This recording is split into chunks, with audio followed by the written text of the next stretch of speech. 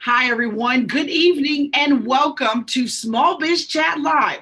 I'm Melinda Emerson, Small Biz Lady, America's #1 small business expert. And I am so excited to be with you tonight. For the last 9 years, every Wednesday night from 8 to 9 p.m. Eastern, I have hosted Small Biz Chat Live on Twitter. But now we've decided to bring it live. So we don't have one guest tonight.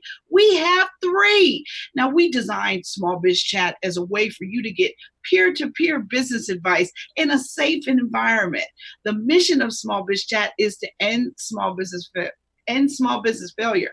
Now, the exciting thing is not only are we broadcasting live on Twitter tonight from Periscope, but we are live on my Small Biz Lady fan page on Facebook, and we're streaming live to YouTube as well. So you have no excuse. Get your pad and pencil out because you guys know I only bring A-lister guests on Small Biz Chat, and tonight is no exception. We wanted to give our loyal followers of Small Biz Chat an opportunity to see the guests. And tonight's focus of our show is all about boosting your marketing efforts as we head into the new year. Now, tonight's guests are some people that I've known for a long time who are amazing business owners, and they're going to give you some wonderful advice. Our first guest tonight is serial entrepreneur and business executive Roderick Brown, but I call him Rod Brown. We go way back. He's going to be talking to us tonight about how to go from bootstrapping to making the Inc. 5,000. We're going to be talking with Steve Olsher, and he's going to be talking to us about how to profit from podcasting. Yeah, we're going to get that new media conversation going. And then we're going to talk with online publicity expert Susan Young. And she's going to tell us how to use your story to build your brand and build your business. Now, we have an amazing show for you tonight. So with that, I would love to have the opportunity to introduce you to my first guest of the evening, Mr. Rod Brown. Rod is a serial entrepreneur who has co-founded 3 businesses over the last decade. All of his businesses were ventures that he bootstrapped, that he took to 6 figures. And his latest current company is a software company called OnceLogix. And that firm has landed on the Inc. 5,000 list not once, not twice, but 3 years in a row. And his company actually was just featured earlier this week in Forbes in their Small Giants section. So I am so excited because he's here because he is committed to helping small business owners grow and sustain healthy businesses. Rod, welcome to Small Biz Chat Live. Thank you. I'm ecstatic to be here, Melinda. Listen, I've been threatening to have you on Small Biz Chat for years, so we finally. I've been begging for years. Listen, we finally got our calendars together. We finally got our calendars together after meeting all those years ago at the Black Enterprise Conference, and I am so proud of all the awesome things you've been doing. So I want you to tell everybody a little bit about. I know you guys run a tech company and down in North Carolina, and I want you to just tell me a little bit about what your company does and how long you guys have been in business. Okay. First of all, I just want to say thanks for allowing me to be here to kind of represent my company. I just want to thank you for all the work that you do to inspire entrepreneurs, to help folks beat the statistic of failing in the first 5 years and everything that you do, writing books, speaking. So big ups to you, Melinda, and thank you so much for having us here. I just represent an outstanding team. And so we've been in business for about 13 years now, and we started a company called OnceLogix, kind of on a whim. And we launched this little software tool called ShareNote.com for the behavioral healthcare industry that help behavioral healthcare organizations pretty much manage their entire practice. And 2005, we had 2 or 3 clients, and now we have about 519 states. And so that's just a little bit about us. Awesome. Now, most businesses barely break 6 figures, let alone $1 million in revenue. What have been some of your keys to business success and longevity? Yeah, I think the key, one of our biggest keys, or one of the things that helped us the most, is that we were ignorant of the industry that we got in.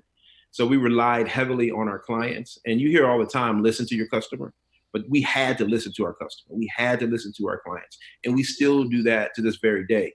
And we don't develop a whole lot just, on a whim or us sitting in a room going, hey, we know what they want. We do a lot of surveying. We ask our clients about what they need. We ask our clients about their problems, their pain points, and we deliver solutions. So that's one thing. And the other thing is just being consistent and just working really, really hard. And you got to block and you got to tackle and you got to do that on a consistent basis. I couldn't agree with you more. I think a lot of times, people ask me, it's been 10 years since I became the small biz lady giving people advice. And they're like, well, how did you do it? And I'm like, relentless consistency. Yeah. That's it. I mean, that is the difference. Success is boring. It really is boring. Success leaves breadcrumbs. And so it's just a matter of doing those things that work over and over and over and over and over again. Absolutely. Absolutely. Now, I know that you run your current business with two of your closest friends. Yeah. Now, I got to tell you something. I am a big no. That's one of the, you want to have friends, give them a check, not a job. That's what I tell people. But listen, how have you done it, though? You guys have done it, and you guys have a great business and a great friendship. How did you guys get together as good friends and run a business without, emotions and personal stuff getting in the way? Well, I mean, emotions and personal things, they come up, right? But when we got started and, you have three very, very strong-willed, very, very driven individuals that got started, we knew out of the gate, we established some boundaries and some rules. And the number one rule was check your ego at the door. And so we've been able to do that, and we understand and respect the fact that we have different skill sets, and we bring different skill sets to the table, and they just work. Now, do we yell and fight and all of that? Absolutely. We'll yell and fight at 11:55 and at noon. All right, guys, let's go to lunch. So it's not like that stuff doesn't happen, but we know how to manage it, and we understand the greater good, and we understand the big prize. That's awesome. Now, I know that you have bootstrapped all of the companies that you have. I mean, and being able to avoid investors as a tech company, that's an amazing feat in and of itself. But tell us, how did you do that? Like, what kind of discipline did it take to self-fund your business? Yeah, it took an incredible amount of discipline, because when we started our company, we were all working full-time jobs, right? And it started, and we have some pretty lofty goals, right? And we knew that early on, some of the bad stories that we've heard about VCs or venture capitalists coming in, we didn't want to borrow any money. So we said, okay, what we're going to do is we're going to dump every dime back into the company. And so we funded our company with our jobs. So we kind of cut back on, personal, things going out, spending extra money. And so we kind of dumped the incomes from our primary vocations into our business. And for an entire year, we didn't take a salary. We didn't take any money out of the business. And the cool thing about that is we didn't do anything unless we had money to do it. And so we funded our company with sales, and we funded our company with our disposable income. Now that takes real discipline, especially if you got a family. And I know you've got kids, so I know that's rough. That's rough stuff. But like, entrepreneurs live how most people won't, so we can live how most people can't. And that's what it takes. There's a very much an upfront hazing process. Now, I want to know, there's such a thing as growing too quickly. And, have you seen that? Have you experienced that? Or, how have you been able to manage, not being in all 50 states versus being in just 19? I mean, 19 is a lot. Yeah. So, yeah, you can grow too quickly sometimes, because and you want to grow, right? But it's just like when you were a kid and you had that growth spurt during the summer, your knees hurt, right? So you had some growing pains. And so if you can't manage those growing pains, like having the right amount of staff to service all the new clients that you have, to service all the new business that you have, being able to pivot, being able to offer additional value, to make sure you keep those clients. If you can't do those things, very, very quickly, then it can cause problems for your company. Well, Rod, thank you so much for breaking down for us how you guys have run your business. When we come right back, I'm really going to want to hear the nitty gritty on what it's like to make the Inc. 5000, what that event is like, and how awesome it is to be on that list of highly favored America's top small business experts. I'm Melinda Emerson, the Small Biz Lady, and we'll be right back. You're watching Small Biz Chat Live.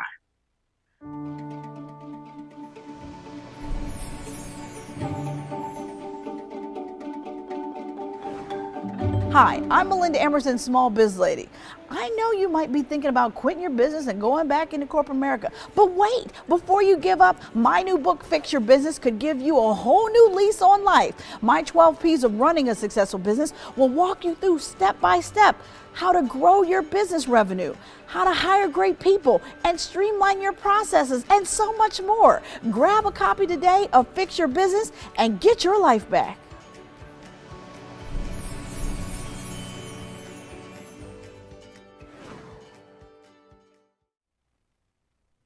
Hi, I'm Melinda Emerson. I'm the Small Biz Lady, and you are back live on Small Biz Chat Live. We've been talking with Rod Brown. He's the COO of OnceLogix out of North Carolina, and he is going to give us the skinny now on what it is. Like, what do you got to do, Rod, to make the Inc. 5000? What is that? You guys have done not once, not twice, but 3 years in a row. What is it? What do you got to do to make the Inc. 5000? Yeah, so the Inc. 5000 list is basically the 5,000 fastest growing companies in America. And so you got to grow, right? You got to grow. Bottom line, you got to grow, and you have to grow consistently because, and we've been blessed to kind of climb the ladder in terms of where we landed on that Inc. 5000 list. But bottom line, you just have to grow, and you have to grow consistently. Then you'll make the list. Good stuff. Good stuff. Now, what is the actual event like? Is it a multiple day conference? Like, are there workshops and things you go through? What is that like? Yeah, the event, they do an incredible job because you get to rub elbows literally with, folks that have, were crazy like you that started businesses. And, you may be a $5 million company or $10 million company, but you're rubbing elbows with someone who went to $100 million in the different social events. And literally, everyone there has the same spirit, that entrepreneurial spirit. So people want to share information. They want to share ideas. And they do have incredible workshops. They have incredible keynote speakers to share information to help you grow your business. And then the follow-up is really good as well, because they'll follow up and share additional information and allow you to get in contact with some of the folks that you met there during the workshops and things like that. That's awesome. That's awesome. Now, let me ask you a question. Now, you guys have made the list 3 years in a row. Is there a limit, or if you keep growing, you can keep submitting? No, there's no limit. Very few people, though, have made the list 3 times. Now, we did it 3 times in a row. We had a three-peat. And I give all the credit to our incredible staff. Definitely my partners Todd Mack and Trinity Manning and our staff. But yeah, very few organizations have made the list 3 times, and the number is even smaller on the number of people that have made it 3 times in a row. But yeah, there's no limit as long as you grow and you're within that 5,000. Yeah, you'll be on that list. All right. So this is the last question I have for you. So what is the best advice you can give to someone trying to make the list? Like, what, grow, but is there any other secret sauce you can give me about what I got to do to get on the list? Yeah, you need to have a growth strategy. And the thing about the folks at Inc., they're very engaging. I mean, you think Inc. magazine, right? And you see it on the stands, and you see it on the stands everywhere. You see it on the stands, internationally, right? But they're very, very engaging, and you can establish relationships with folks there. And you can just, literally, if whatever out to that may write about, specific topics that your business may tie to, and you'll be surprised that they'll respond back to you. And they'll actually give you tips and give you ideas and give you an idea of in your space, who's doing what. So they're very engaging. So reach out to the Inc. folks, and at the bottom, when the rubber hits the road, grow. All right, you heard it here first, folks. The man said, if you want to make the list, you got to have a growth strategy. So that is tweetable. All right. Well, listen, Rob, Thank you so much. I really appreciate all of this great advice you've given us. Up next, we're going to be talking with Steve Olsher, and he's going to help us learn about how to leverage a podcast to grow your business. This is Small Biz Chat Live, and we will be right back.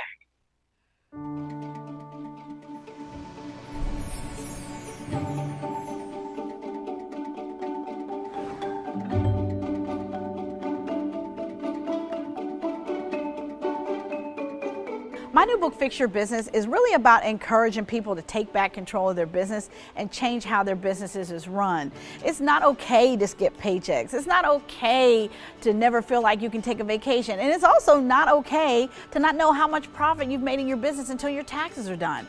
I really want business owners to stop letting their businesses be runaway trains. I've written this book to teach people processes and systems to help them run their businesses intentionally. My goal is to help existing entrepreneurs create a business that allows them to live their dream life.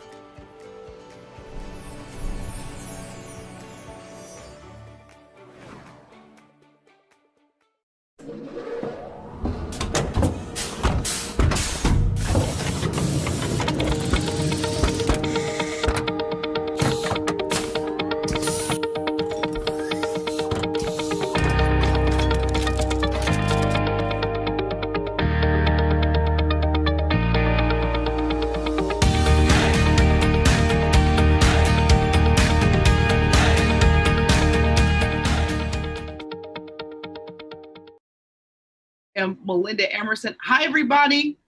I'm Melinda Emerson, and you are watching Small Biz Chat Live. Now, normally every Wednesday night, we are live on Twitter, but tonight we are live everywhere. We're streaming live on my Facebook fan page. We are live on YouTube. And of course, you guys know we would never leave our Twitter peeps out. We are live on Periscope tonight as well. And I'm really excited to talk to you guys because I want you guys to leave us comments, tell us what you like, tell us other guests you want us to bring on. This show is for you. This is about giving you peer-to-peer advice because the purpose of Small Biz Chat is to end small business failure. And that's what we are all about. Now it's time for me to introduce my next guest, Steve Olsher. And he is known as the world's foremost reinvention expert. He's got a show called Reinvention Radio, and I've been a guest, and he's going to talk to us tonight. He is really famous for helping individuals become exceptionally clear about what they are here to do. And he's got no holds barred approach to life and business. And, he's just an all around awesome guy. And he's tonight going to be talking to us about how to profit from podcasting. Now, there's people out here with podcasts, but not everybody with a podcast is making money. And so you guys know how I feel about it. If it's not making money, it does not make sense. So we are so excited to have Steve here with us tonight. Welcome, Steve. Hey, thanks for having me. Listen, there is so much talk today about new media and podcasting and Snapchat and all this kind of stuff. Tell us why podcasting is the hot new pull medium. I'm not going to sit here and tell you it's this hot new anything since it's been around for as long as it's been. It's just getting a lot more attention. And I think that really just boils down to the fact of ease of access. If you think about what you had to go through maybe 5-10 years ago to access a podcast, you had to jump through a number of hoops. Now, with Wi-Fi moving into being a standard accessory in cars and Google CarPlay and Apple CarPlay being right there on the dashboard, accessing shows is really just a push of a button. And so that's, I think, really what's changing this medium for so many is accessibility. And when you come right down to it, though, it's still really in its embryonic stages. I mean, there's only 600,000 shows, of which maybe about 100,000 of them are still producing active content. Okay. So it's sort of like blogging, how everybody was blogging at first, and then next thing you know, people haven't updated blogs in 6 months or a year. So is it kind of like people started because it's cool and then they abandon it? Well, it's not even close to blogging, because when you look at the number of blogs, I mean, at last count, there were over 3 billion blogs, right? So, I mean, it's like, it's the pea and the tree, man. There's no comparison whatsoever, right, in terms of the size of the markets. But yeah, I think what ends up happening for a lot of folks is, like you said, if it ain't making money, it doesn't make sense, right? So reality is, for a lot of folks, they just don't see the money because it's not in the podcast itself. And that's what a lot of people don't realize. And when you say that, there aren't a lot of people making money with podcasts, you're right. And the answer is because podcasts, unless you're Joe Rogan or someone like that, or NPR, podcasts on their own don't make money. Right. So let's dig into some of that. So, you've been quoted as saying that there's only one thing that separates businesses that thrive from those that generate meaningful revenue. And what is that? Well, that goes back to the work that I do then around really helping people become clear, what I call being clear on their what, which is really that one thing that they're truly compelled to do. And so I think that if you look at folks who excel, they're excelling in very specific ways. I mean, we're all naturally wired to excel in ways that reflect our DNA, our natural wiring, right? So reality is those that do exceptionally well, like Rod and yourself and others, they're very clear. You're very clear on what your core gift is and the primary vehicle that you will use to share that gift. And then ultimately the people that you're most compelled to serve.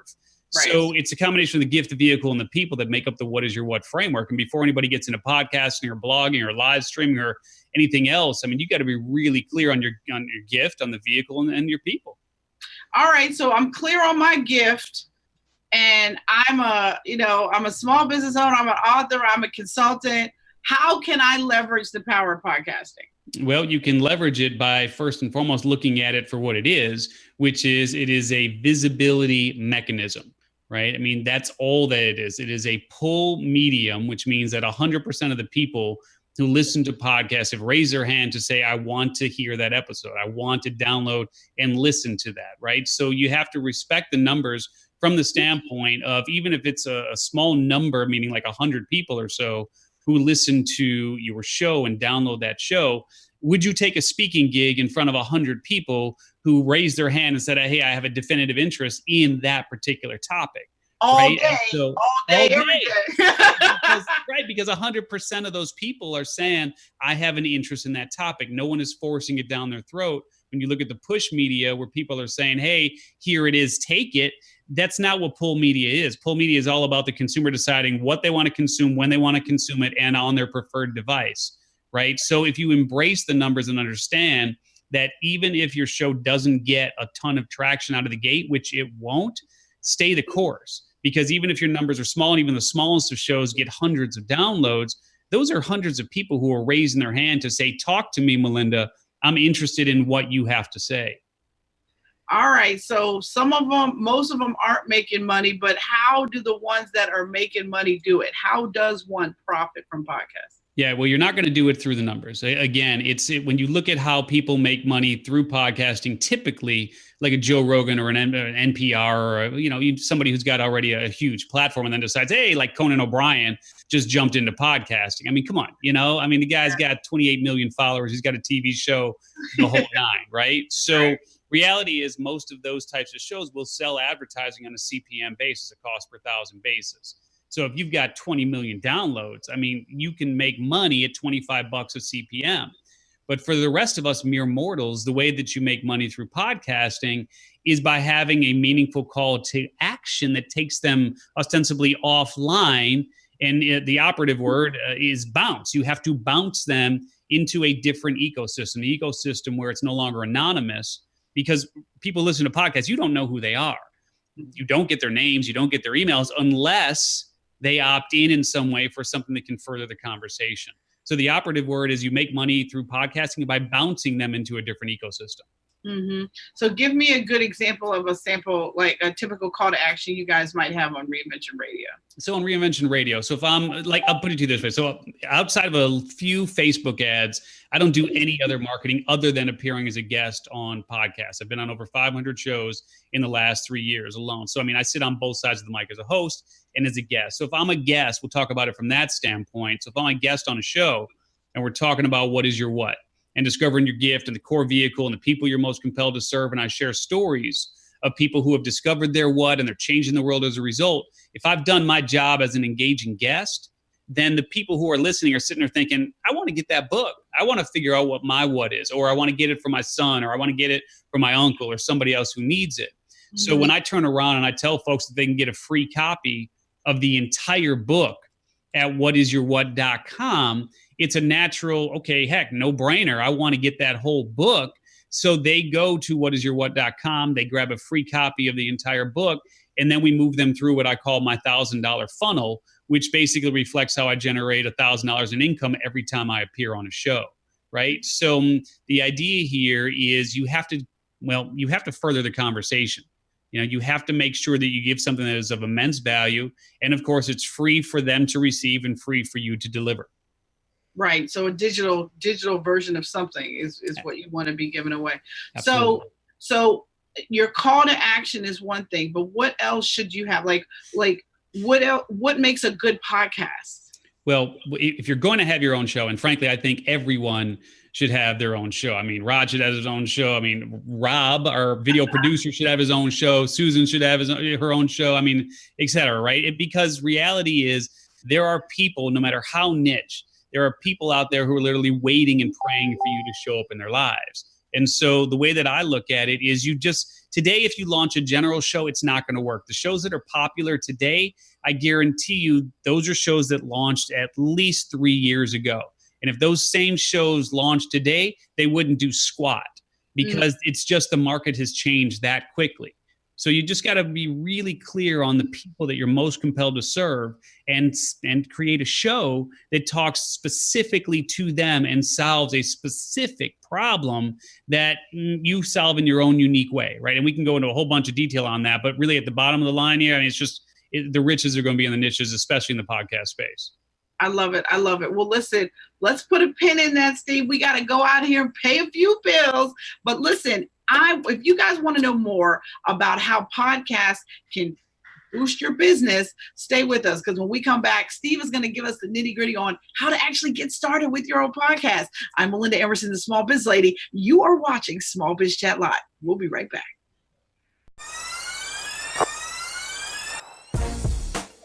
Are you tired of struggling in your business, not taking a paycheck, dreading dealing with your business in the morning?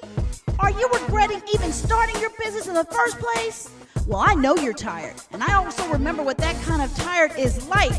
But the good news is, it's time to stop feeling that way. Stop! I'm Melinda Emerson, Small Biz Lady, and my new book, Fix Your Business, is a 90-day turnaround plan to get back your life and reduce chaos in your business. I've been in business nearly 20 years, and let me teach you how to build a business that works for you.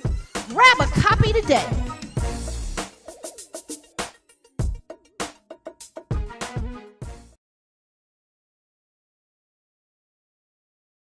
Okay. Hi, everybody. I'm Melinda Emerson, and we are back live on Small Biz Chat Live. We were talking about profitable podcasting with Steve Olsher from Reinvention Radio. Steve, I want to know, is podcasting a DIY thing? Like, can I actually do it myself? Or do I got to go get a super producer like Mr. Rob we got here working with us? I mean, can I really do this by myself? Yeah, and it's interesting, right? I mean, there's a couple of different ways to do it. Can you do it by yourself? Of course you can.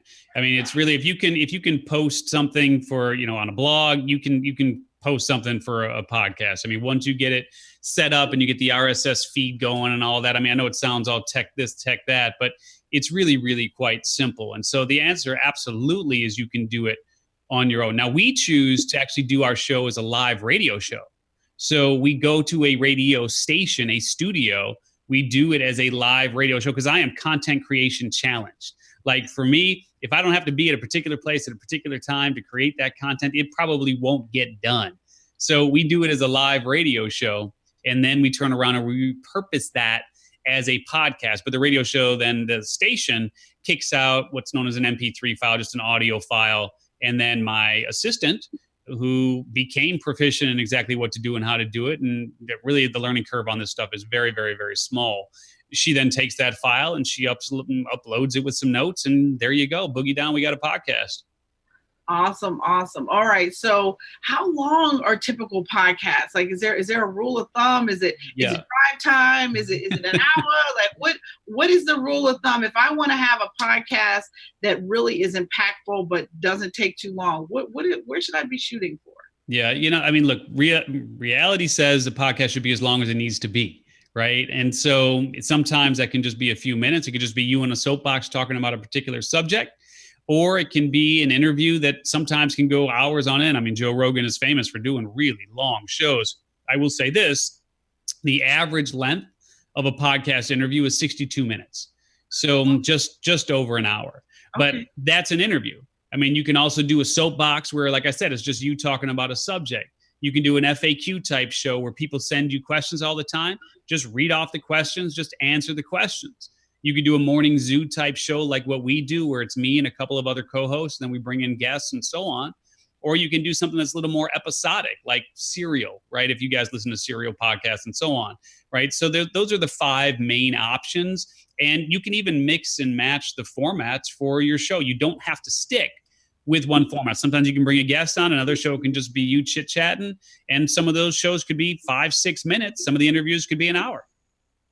Got it. All right. So let's just talk tech just a little bit. What kind of recording device do I need? Or is it fine to do it on, Skype or Zoom? Like how should I record it? And then is there a software program I could use to edit it if I make a mistake? Yes, and yes, right? So you can do it on Skype, you can do it on Zoom. Both will kick out an audio file for you that you can use. You would only want to do those if you're going to have an interview style type show where you've got somebody else that's on. Otherwise, you can literally just get a USB plug-in microphone. You don't need anything crazy expensive like an Audio-Technica microphone. I think is like $55 right now. I mean, fairly inexpensive, but it sounds really good. And then you take that, plug it into your computer. You're going to have an audio. Most computers are going to come with an audio program now. If not, you can just download a free software program called Audacity. And you can literally record in Audacity. You can do it in GarageBand. And if you've got a Mac, you edit it, put the file, output the file, and that goes into your host. It serves iTunes and Stitcher and Overcast and Spotify and all the typical distribution channels. So honest to goodness, you don't need to be a tech. I'll put it to you this way. If my mama can do it, you can do it. Right. And Big Mama can do it. Anybody can do it, right? Love it. Listen, Steve, thank you so much for giving us all of this helpful advice on how to get started with podcasting and get some visibility for our business. And I love the bounce thing you told us. You got to get them off the podcast and get them someplace else where they got to give you their contact information. Love it. Well, listen, up next, we are going to be talking with Susan Young, and she is an online publicity expert. And she's going to be talking about how the power of your story can get you placed in the media. I'm Melinda Emerson. You are watching Small Biz Chat Live, and we will be right back. Hey, small business owners, are you tired of being stressed out by your business? Would you like to take a laptop-free vacation? You want to stop feeling like your business is running you? I'm Melinda Emerson, Small Biz Lady, and I want to invite you to my 3-day intensive, January 18th to the 20th in Tampa, Florida. Using my proven methods, you're going to be armed to double your business revenues in 2019 and build a business that will allow you to live your dream life. We're going to drill down on people, profits, and prospects. You'll leave my Small Biz Lady intensive with proper HR systems, a full grasp of your money and profits, and a winning sales process that delivers results. Don't miss out. Only 50 people will have the chance to attend this event. Early bird registration ends November 1st. Sessions will begin at 9 a.m. daily and go until 11 p.m. I won't stop teaching until you have a plan to fix your business.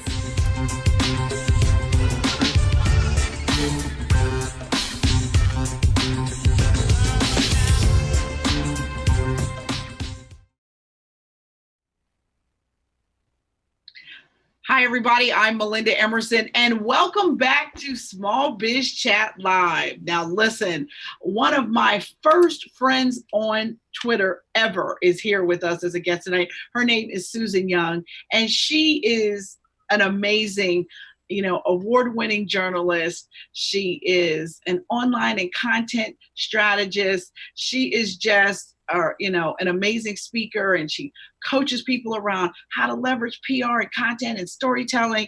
And I am so excited to have her here with us tonight. Sue is, she's just an amazing person. And I'm just so excited because she's going to tell all of us how to better leverage our stories. Sue, welcome to Small Biz Chat Live. Hi there. Welcome. And thank you for the welcome. I appreciate being here, Melinda. It's wonderful to see you again. Absolutely, absolutely. Every now and again, we actually get to see each other in real life, not just online. So, Susan, tell me, why is it important for small business owners to understand, how to get their story out there and public relations, really? Well, people always tell me we're the best kept secret. And my response is, you don't want to be a secret. It's time to let the cat out of the bag.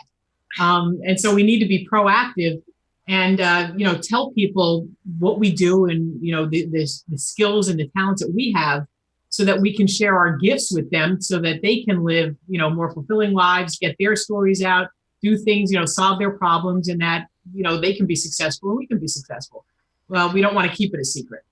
Right. So if I'm considering, developing a media pitch for my brand, what do I need to be considering? Well, the first thing you want to think about is, is this, a media pitch? Is this newsworthy? Remember, and I know you know this, but, I was a news reporter and a news director on the radio for 10 years. And so people would call all the time with these pitches. And it's like, the first thing that goes through my mind that like any reporter or any journalist, thinks is, who cares? Why should I cover this story? Because news is about people and people love great stories. So we want to make sure that your pitch is relevant to the public at large, to the general public and, who you're pitching your story to. What's their demographic? Is it the Today Show? Is it the Seattle Times? Is it the Philadelphia Inquirer? Is it a podcast like Steve was just talking about?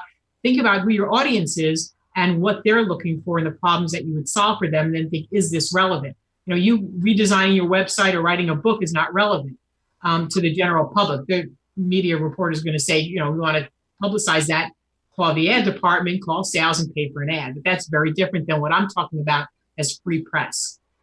Right. As someone who gets constantly pitched to, gosh, I probably receive 10 to 15 pitches a day, every day. And it's amazing how somebody be like, I have a great business. Please write a story about me. And I'm like, no.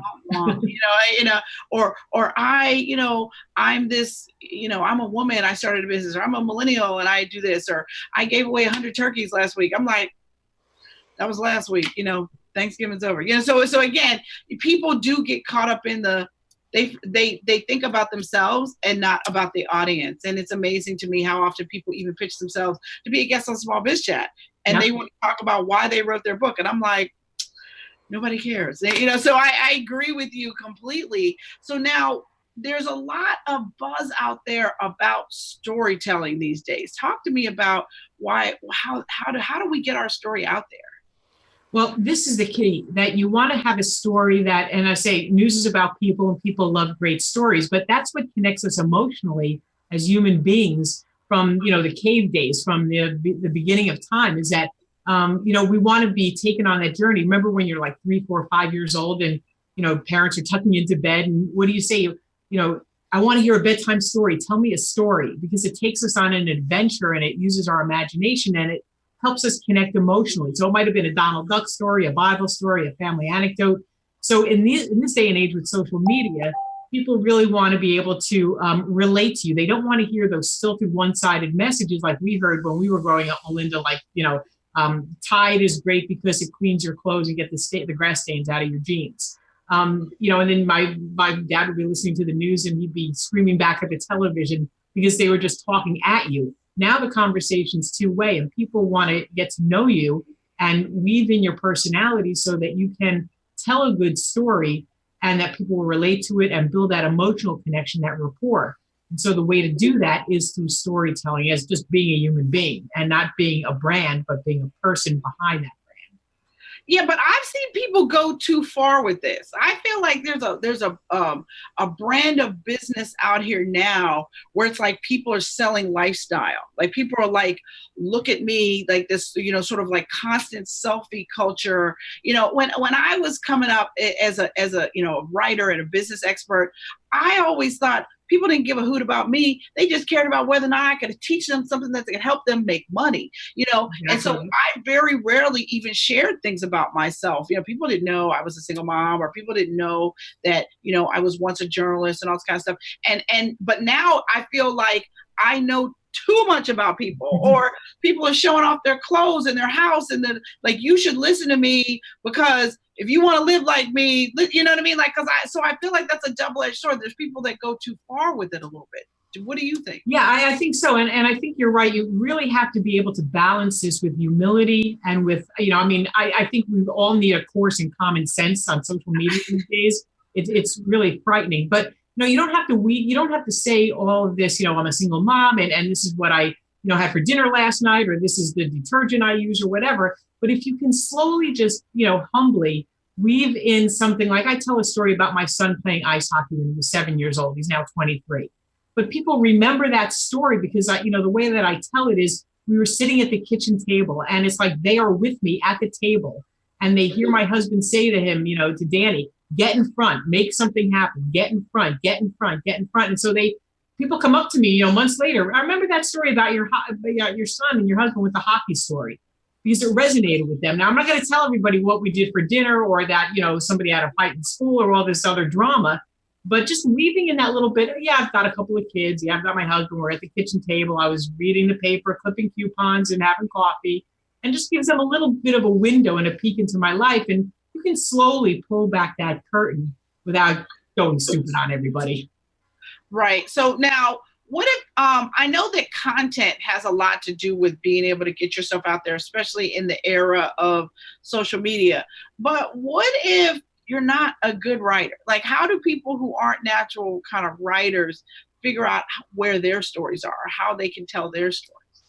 Well, that's the whole beauty of what like Steve and the others are talking about in this day and age right now, because you don't have to be a writer because not everybody's a reader.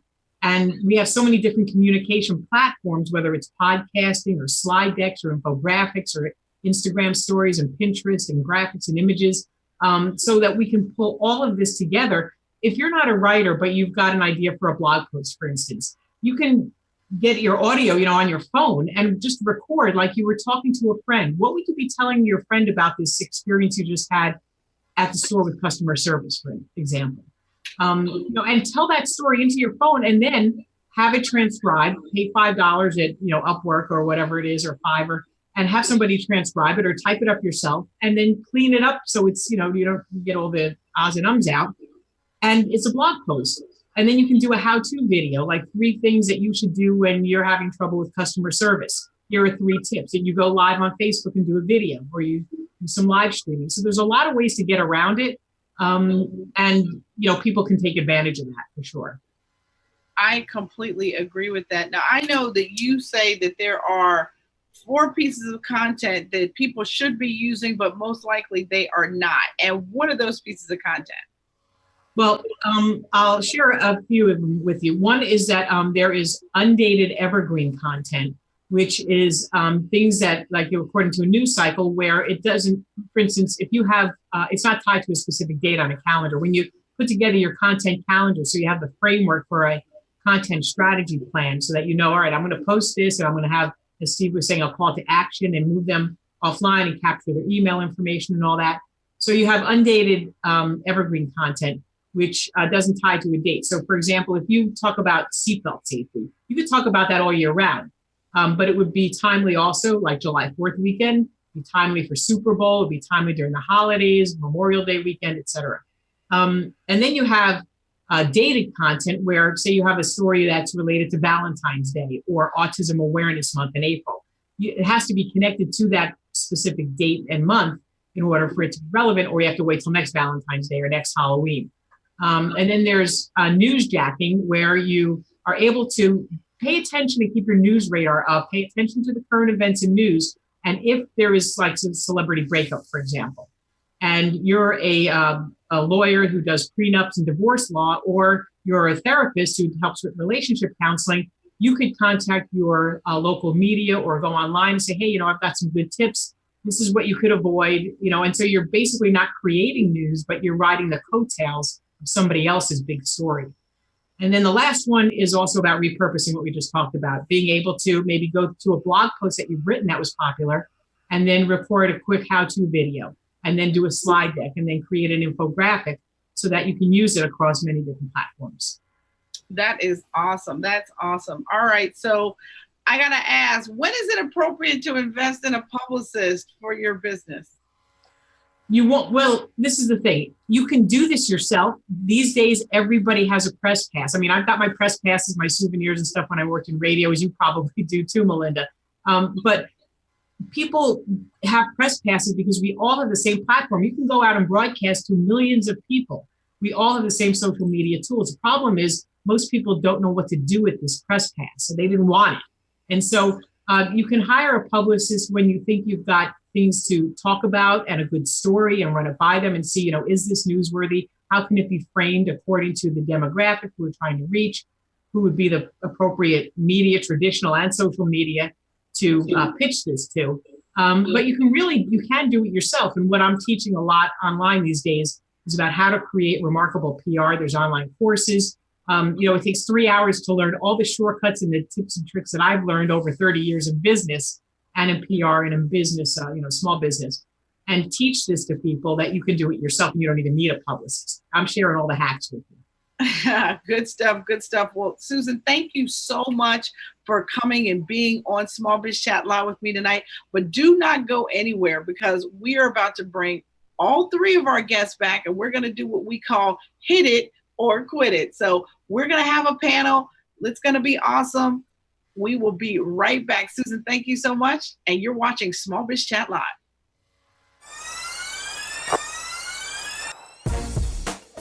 Are you tired of struggling in your business, not taking a paycheck, dreading dealing with your business in the morning? Are you regretting even starting your business in the first place? Well, I know you're tired, and I also remember what that kind of tired is like. But the good news is, it's time to stop feeling that way. Stop! I'm Melinda Emerson, Small Biz Lady, and my new book, Fix Your Business, is a 90-day turnaround plan to get back your life and reduce chaos in your business. I've been in business nearly 20 years, and let me teach you how to build a business that works for you. Grab a copy today.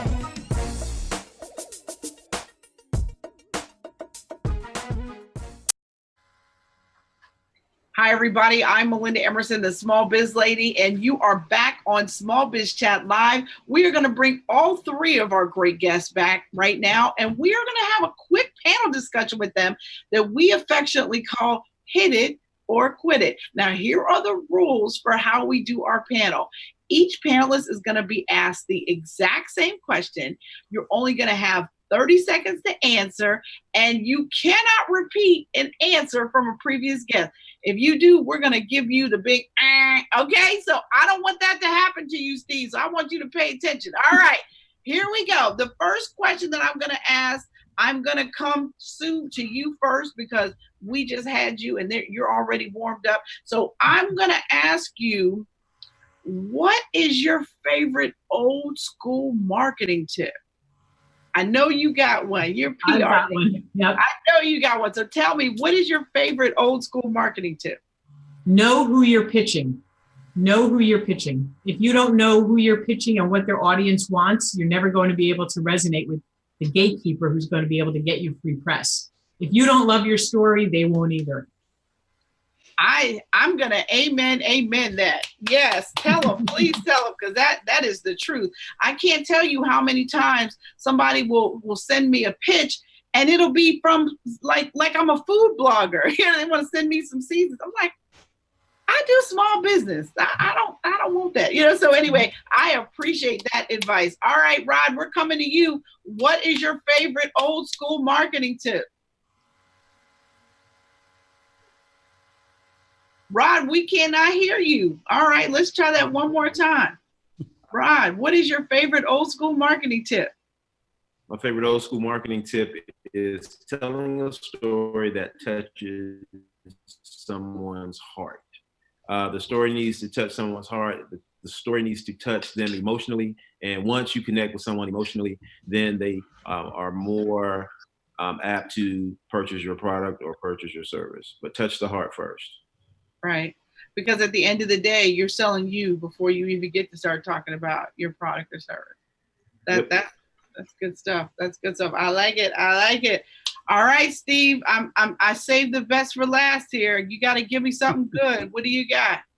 Best old school marketing tip, I will say this, which is don't market, because reality is people spend too much time trying to market what it is they do and not enough time focusing on the people that they're most compelled to serve. And if you just focus on serving those that you are naturally wired to excel at serving, they will buy whatever you tell them to buy.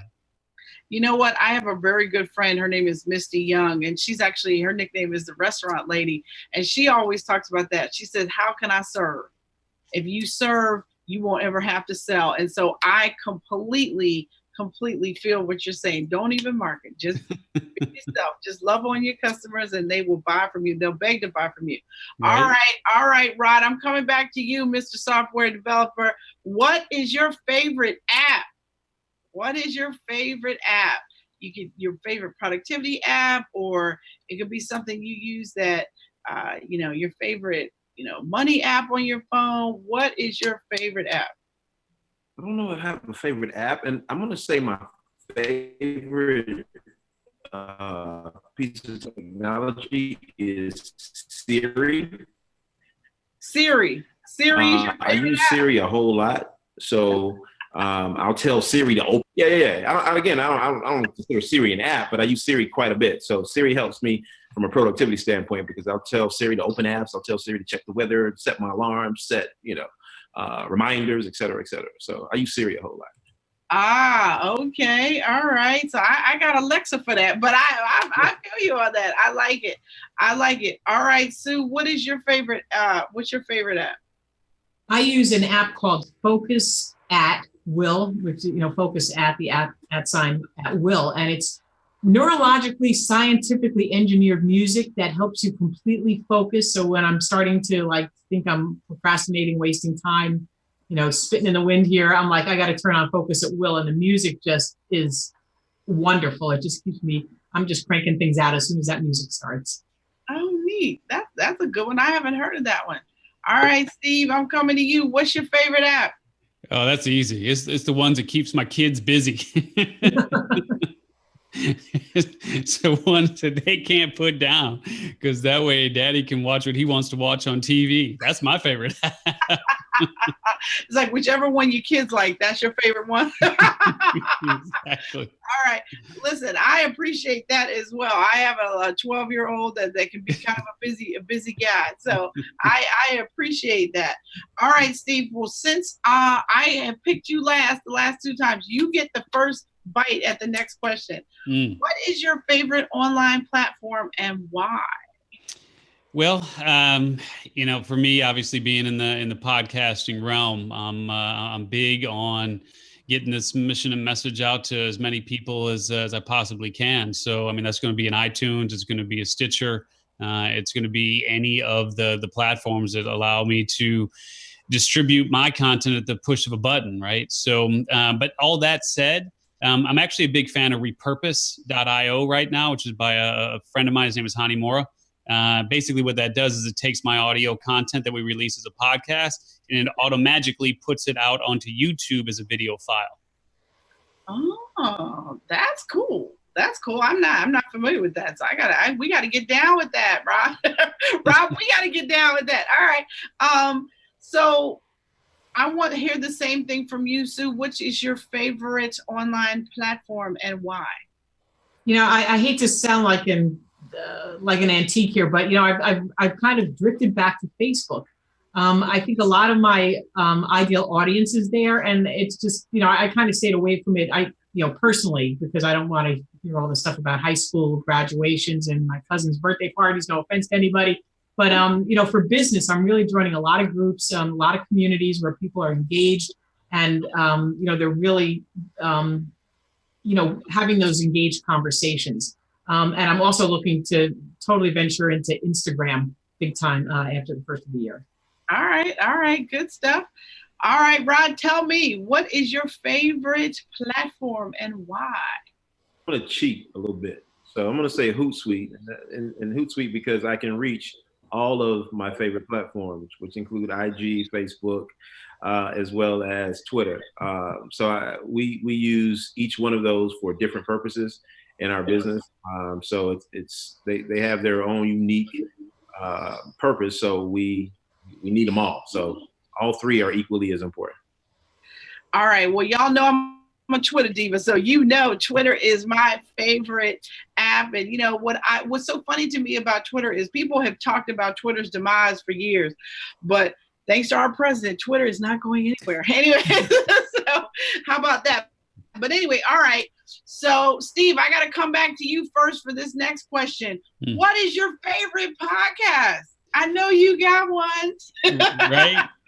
You know, I mean, realistically, I am a big fan of the business podcast. But if I got to choose one, because I'm all about the online space, and I've actually been a guest on this show a couple of times, I'm a big fan of ClickFunnels Funnel Hacker Radio, because they get real deep in terms of strategy and exactly how to do things in the online space. I've been online since 1993, so I'm always game to learn something new. So I'd have to say ClickFunnels Funnel Hacker Radio. All right. I love it. I love it. Sue, you got a favorite podcast that you like to listen to? Yeah, I've been listening to Entree Leadership. It's part of Dave Ramsey's group. Ken Coleman is a fabulous host. Brings on really good guests, gets some really good questions out there. And of course, one of my old-time favorites is Entrepreneur on Fire with John Lee Dumas. I like that podcast too. I like that podcast. All right, Rod, what about you? What's your favorite podcast?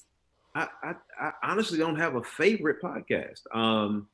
A podcast that I like because it's very, very entertaining. And it might not fit the Small Biz Chat, but I'm going to say it anyway. And that's Drink Champs. And that's where you have Nori, who is a hip hop veteran. And he has all these guests on that talks about hip hop, the culture, entrepreneurship inside of the culture, the artist, all these great stories. So yeah, I really don't have a favorite podcast, but if I had to throw one out, I'm going to say Drink Champs. All right. Well, of course, I have to tell you guys what my favorite podcast is. It's actually Insanity Radio, Barry Maltz's podcast.